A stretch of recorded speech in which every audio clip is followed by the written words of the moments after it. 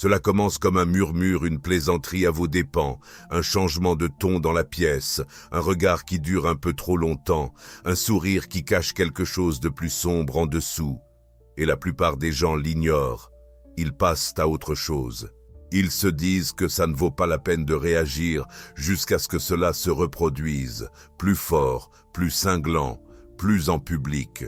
Au moment où ils se sentent obligés de répondre, il est déjà trop tard. Parce que le mépris ignoré devient un mépris approuvé. Machiavel comprenait cela mieux que quiconque.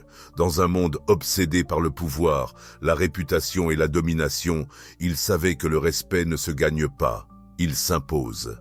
Et quand quelqu'un vous manque de respect, votre prochaine action détermine tout, pas seulement ce qu'il pense de vous, mais ce que tout le monde observe et apprend sur la façon dont on doit vous traiter désormais. Parce que le mépris n'est que rarement personnel au départ, c'est un test. Si vous échouez, vous n'êtes pas seulement marqué comme faible, vous êtes identifié comme quelqu'un qu'on peut mépriser à nouveau. Alors, quand quelqu'un vous manque de respect, faites ceci, pas plus tard, pas en théorie, immédiatement. Vous restez silencieux, mais pas passif. Parce que voici la première loi machiavélique pour gérer le mépris. Celui qui réagit émotionnellement perd en statut, mais celui qui se retire stratégiquement devient imprévisible, et l'imprévisibilité engendre la peur. Le silence ne signifie pas ignorer, cela signifie retirer votre énergie. Vous ne riez pas, vous ne faites pas semblant de ne pas y prêter attention, et vous n'expliquez pas comment cela vous a affecté. Vous leur faites ressentir votre absence, dans votre regard, dans votre ton, dans votre refus de laisser l'énergie continuer de circuler. C'est une pause brutale dans le rythme qu'ils essayaient de créer, un trou noir soudain, dans une conversation qu'ils pensaient maîtriser. Parce que le mépris ne prospère que lorsqu'il provoque des réactions, comme des rires, de la défensive ou de l'apaisement. Mais quand il est accueilli par un silence glacial, il se révèle pour ce qu'il est, une tentative dominatrice désespérée et dérisoire. Machiavel ne frappait jamais le premier, il observait. Il laissait ses ennemis se révéler pleinement et avec assurance avant de répondre. Et quand il le faisait, ce n'était jamais avec une excuse, c'était avec précision. C'est votre prochaine action. Reflétez la violation, non par une insulte, ni par une réplique, mais par une question. Parce que quand quelqu'un vous manque de respect, il attend une réaction émotionnelle. Il cherche à déclencher votre insécurité. Ce qu'il n'attend pas, c'est d'être mis à nu. Alors, vous maintenez le contact visuel, vous inclinez légèrement la tête et vous dites avec un calme implacable « C'était bien ce que vous vouliez dire » ou « Vous êtes sûr de vouloir répéter cela » ou « Ça semblait personnel, vous voulez clarifier avant que je réponde ». Chaque phrase est une incision contrôlée. Vous ne niez pas l'attaque. Vous les invitez à la répéter, à insister, à rendre leur agression publique. La plupart ne le feront pas, car la plupart des personnes qui vous manquent de respect ne sont pas audacieuses. Elles sont opportunistes. Elles testent les limites pour voir qui osera les remettre à leur place. Et lorsque vous répondez à leurs provocations avec une tension silencieuse et une clarté glaciale, elles commencent à douter de leur position. Et ce doute est ce que vous voulez. Pas de vengeance, pas de drame, du doute. Car celui qui instille le doute chez les autres, qui fait hésiter, trébucher et corriger ceux qui l'entourent, n'a pas besoin d'exiger le respect. Il le dégage naturellement. Mais voici où le jeu devient plus profond. La plupart des gens peuvent gérer un moment, une confrontation. Ce qu'ils ne peuvent pas gérer, c'est la constance. Si quelqu'un vous manque de respect une fois et que vous réagissez, c'est déjà ça. Mais s'ils sentent que la porte est encore entr'ouverte, si votre énergie s'adoucit à nouveau plus tard, ils vont retenter leur chance. Donc, la troisième étape est la suivante. Refaçonnez immédiatement la relation. Vous ne revenez pas à la normale. Vous ne faites pas comme si rien ne s'était passé. Vous redessinez la ligne dans votre façon de parler, de vous présenter et dans la manière dont vous devenez désormais indisponible. Machiavel savait que la punition publique, lorsqu'elle est justifiée et bien dosée, ne se contente pas de mettre fin à une menace. Elle éduque le groupe. Donc, si le manque de respect s'est produit devant d'autres, laissez votre nouvelle posture résonner plus fort que n'importe quelle réplique. Retirez votre chaleur, accentuez votre langage et refusez leurs invitations. Vous n'avez pas besoin d'annoncer le changement. Laissez-les le ressentir. C'est ce qui distingue ceux qu'on respecte de ceux qu'on ignore. Ce n'est pas une domination par l'intimidation, c'est une présence fondée sur le principe. Vous montrez au groupe, je ne suis pas disponible pour ça, et je ne vais pas m'expliquer pour vous rendre à l'aise avec ça. Et désormais, le courant social s'écoule différemment. Les autres prennent note, ils deviennent prudents, votre nom devient celui qu'ils prononcent avec plus de mesure, moins de familiarité. Car celui qui ne peut pas être manqué de respect n'est pas le plus bruyant, c'est celui qui sait exactement quoi faire au moment où cela se produit. Pas avec du bruit, mais avec un silence contrôlé, une clarté perçante et un refus total de faire du confort quelque chose de plus important que le respect de soi. C'est ainsi que vous terminez les choses avant même qu'elles ne commencent, pas avec de la colère, pas avec de l'ego, mais avec exactement ce à quoi ils ne s'attendaient pas, discipline, distance et contrôle total de la situation. Le manque de respect n'est jamais un acte isolé, c'est un signal, un test, un geste calculé pour voir jusqu'où ils peuvent aller avant que vous ne réagissiez. Et une fois que vous autorisez une violation, comme une insulte déguisée en humour, un rejet subtil ou un faux compliment chargé de venin, vous enseignez à tout le monde dans la pièce la valeur de votre silence. Machiavel vous dirait qu'une fois qu'il vous considère comme facilement violable, regagner le contrôle demande 2 fois plus d'efforts. Ainsi, dans l'après-midi de cette première rencontre, après être resté impassible, avoir nommé le moment sans émotion et vous être distancié, ce qui suit est tout aussi crucial. Parce que les gens testeront à nouveau les limites, pas de la même façon, mais par des moyens plus subtils et corrosifs. Ils feront encore une blague, mais simplement avec un sourire cette fois. Ils vous excluront d'une décision et appelleront ça un oubli. Ils lanceront un commentaire passif et scruteront votre visage à la recherche de la moindre hésitation. C'est alors que vous devez faire votre deuxième mouvement, renforcer le cadre avec des conséquences disproportionnées. La philosophie de Machiavel ne reposait pas sur l'équité, elle reposait sur l'efficacité. Et il comprenait quelque chose que peu de gens aujourd'hui veulent accepter.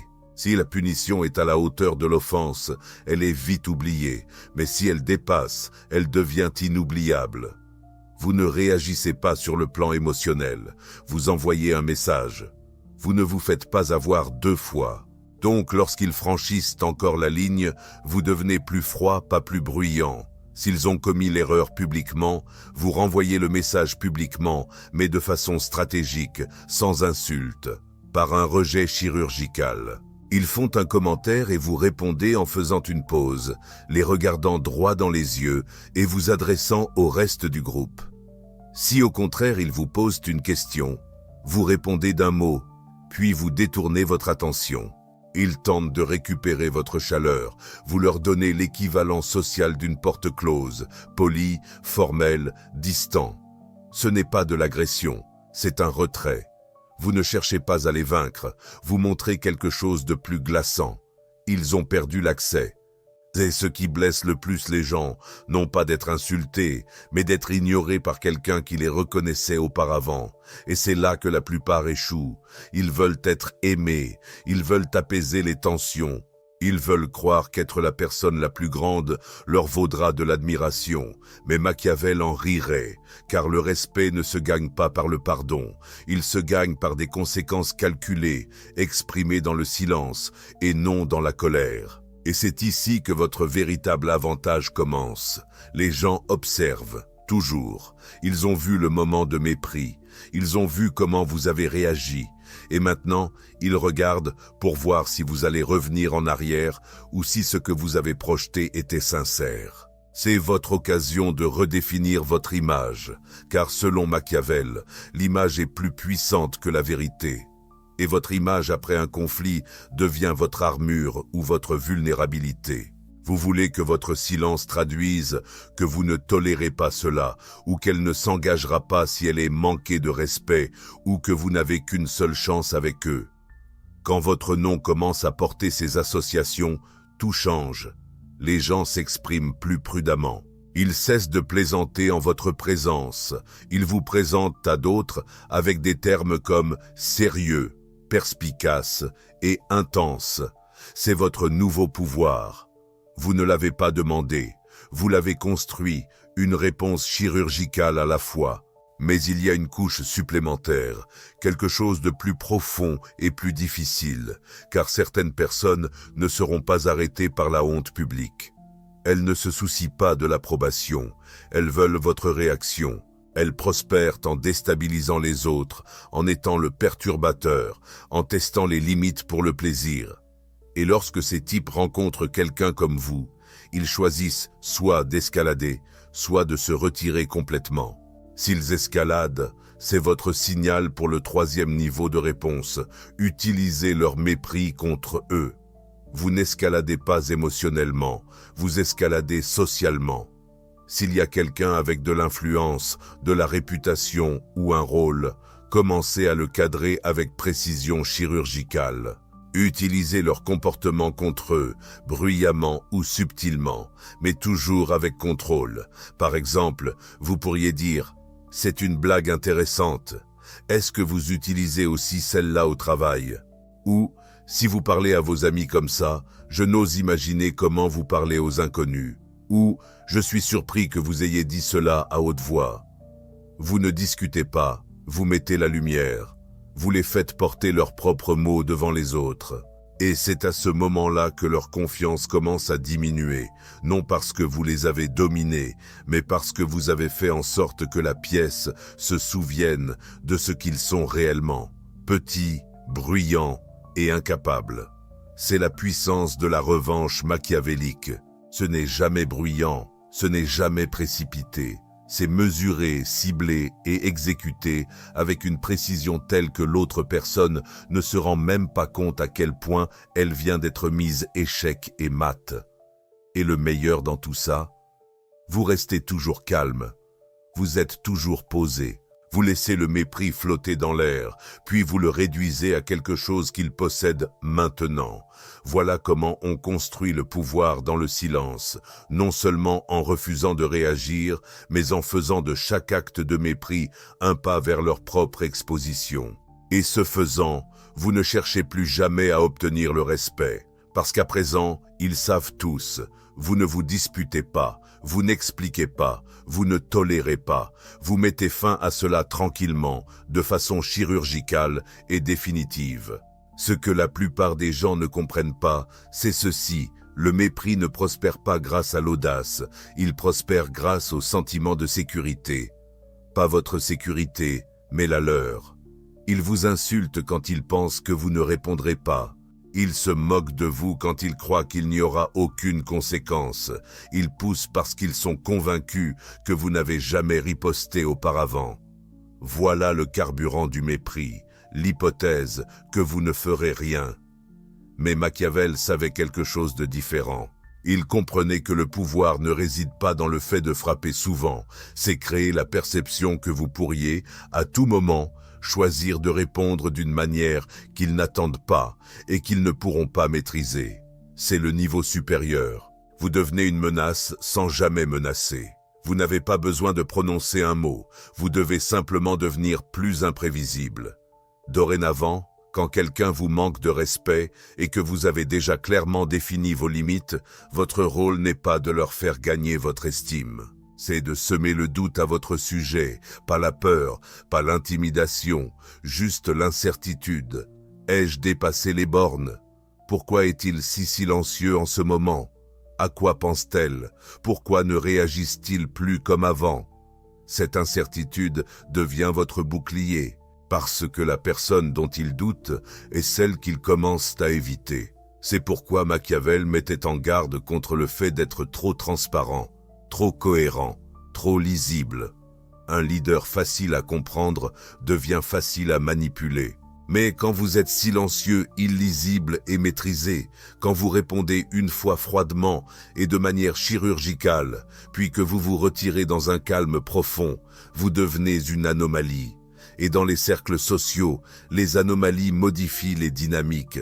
Les gens commencent à se soumettre à vous, non par peur, mais par instinct, car l'esprit se protège naturellement de ce qu'il ne comprend pas entièrement. Alors, vous tirez parti de cela. Vous ne parlez pas autant que les autres. Vous observez plus longtemps que ce qui est habituel. Vous en dites moins que ce qu'on attend, mais quand vous parlez, chaque mot a un impact. Voici maintenant le tournant psychologique. La plupart des gens pensent que le respect vient du fait d'être aimé. Ce n'est pas le cas. Il vient du fait d'être ressenti. Lorsque vous entrez dans une pièce et que l'atmosphère change, lorsque les gens baissent la voix, modifient leur posture et adoucissent leur ton, ce n'est pas de la popularité, c'est de la présence. Et la présence se construit à travers la contradiction. Vous ne répondez pas toujours, mais quand vous le faites, ça fait mal. Vous n'avez pas besoin de dominer, mais vous refusez d'être traversé. Vous ne demandez pas le respect, mais vous coupez l'accès dès qu'il est violé. C'est ainsi que votre énergie devient un avertissement, une conséquence silencieuse et non verbale enveloppée dans un contrôle calme. Mais il y a une transformation finale, quelque chose que peu de gens maîtrisent jamais. Vous cessez de réagir au manque de respect comme si c'était personnel. Vous commencez à le considérer comme une information. C'est là que votre esprit se distingue de celui d'une personne ordinaire. Ils entendent une insulte et ressentent de la douleur. Vous l'entendez et pensez « Ah, voilà leur point faible ». Ils se moquent de vous et vous ne flanchez pas parce que vous voyez clair. Vous voyez le besoin qui se cache derrière ce manque de respect. L'insécurité, la jalousie, la peur, la projection, le désespoir de contrôler ce qui leur échappe. C'est le dernier tour de pouvoir. Quand quelqu'un vous manque de respect, c'est lui qui se révèle, pas vous. Vous en prenez note, vous vous en souvenez et vous avancez, non pas en pardonnant, mais en calculant. Ont-ils toujours accès à vous? Doit-on les isoler publiquement ou en privé? Les utilisez-vous pour envoyer un message aux autres ou les laissez-vous disparaître discrètement? Vous ne jouez plus aux échecs émotionnels. Vous orchestrez des positions. Et comme Machiavel l'a enseigné, la meilleure position est celle où les autres craignent de franchir votre limite, même en votre absence. C'est là que vous avez gagné. Pas quand les gens vous admirent, pas quand ils vous complimentent, mais quand votre absence pèse autant que votre présence. Parce que ceux qui ne se font jamais manquer de respect ne sont pas toujours les plus bruyants. Ce sont ceux qui ont rendu le manque de respect trop coûteux. Pas par la colère, pas par la vengeance, mais par un silence discipliné, une conséquence disproportionnée et une clarté sans compromis. L'auto-renforcement. Vous n'avez pas besoin de jouer le jeu social comme les autres, vous jouez au jeu du pouvoir. Et quand vous le faites, tout change. Les gens hésitent avant de vous franchir. Le ton de leurs blagues change, leurs mots se font plus doux, et leur énergie se recalibre parce qu'ils savent désormais que vous n'êtes pas là pour vous fondre dans la masse. Vous êtes ici pour être respectés. Et s'ils ne peuvent pas le faire, vous les laisserez dans un silence d'où ils ne se remettront pas. Il y a un moment dans chaque dynamique de pouvoir, subtil mais indéniable, où la pièce se recalibre autour de vous. Cela se produit après le silence, après la limite, après que vous avez clairement fait comprendre, sans dire un mot, que vous n'êtes pas le genre de personne à laisser marcher sur vous. Ce n'est pas seulement que les gens cessent de vous manquer de respect, c'est qu'ils arrêtent de croire qu'ils le peuvent, et c'est la dernière couche sur laquelle Machiavel insisterait. Vous ne réagissez pas simplement au manque de respect, vous transformez ce que vous représentez dans leur esprit. Parce qu'en fin de compte, le pouvoir ne réside pas dans vos réactions, il réside dans ce que les gens supposent que vous faites, même si vous ne dites rien du tout. Vous devenez quelqu'un dont les limites sont inconnues, dont le silence ne signifie pas soumission, mais préparation, et dont le calme n'est pas de la complaisance, mais de la maîtrise. Et voici ce que la plupart des gens ratent. Une fois que vous avez posé une limite, ce n'est pas la fin. C'est votre test de réputation, non seulement avec celui qui vous a manqué de respect, mais avec chacun de ceux qui ont été témoins de la scène, directement ou indirectement. Parce que dès qu'une personne vous dépasse publiquement, tout le monde regarde pour voir si votre valeur est autorégulée ou dépendante de l'audience. Si vous maintenez votre cadre sous pression, sans exploser, vous excuser ni chercher de la validation, ils ressentent quelque chose qu'ils ne peuvent pas décrire, la certitude. Et la certitude est la qualité la plus rare dans un monde accro à l'approbation. Cela ne signifie pas être froid ou hostile. Cela veut dire que votre chaleur devient un choix, pas un défaut. Vous souriez quand vous en avez envie, vous parlez quand vous estimez que cela en vaut la peine, et vous donnez accès seulement à ceux qui ont prouvé qu'ils ne le prennent pas pour acquis. C'est ainsi que vous devenez intouchable, non par la force physique, mais par la valeur énergétique. Et la valeur énergétique se construit par soustraction. Vous soustrayez ce qui affaiblit. La réactivité, le besoin, l'excès d'explication, la justification de votre présence et la tolérance, même minime d'1%, à un manque de respect déguisé en simple blague. C'est alors que vous commencez à attirer un nouveau niveau de réaction. La pièce ralentit quand vous entrez. Les gens ne vous coupent plus la parole en pleine phrase. Ils répètent vos mots plus tard parce qu'ils étaient mesurés et choisis. Vous n'êtes plus quelqu'un qui navigue le terrain social, vous êtes le terrain lui-même. Et voici où l'observation la plus brutale de Machiavel prend tout son sens. Les hommes doivent être soit respectés, soit éliminés. En termes modernes, soit ils reconnaissent votre valeur, soit ils n'ont plus accès à elle. Ce n'est pas une question de revanche, c'est une question de conséquences sans drame. Les personnes qui t'ont manqué de respect une fois, puis ne le refont plus, ne sont pas le problème, elles sont la leçon. Mais celles qui recommencent subtilement de façon répétée et manipulatrice, ce sont celles que tu ne corriges pas. Tu disparais de leur monde. Ou, pire pour elles, tu prends du pouvoir pendant qu'elles s'effacent dans l'oubli. Car dans le silence, tu les exposes. Et dans la distance, tu leur rappelles que tu n'as jamais été accessible. Elles étaient simplement tolérées.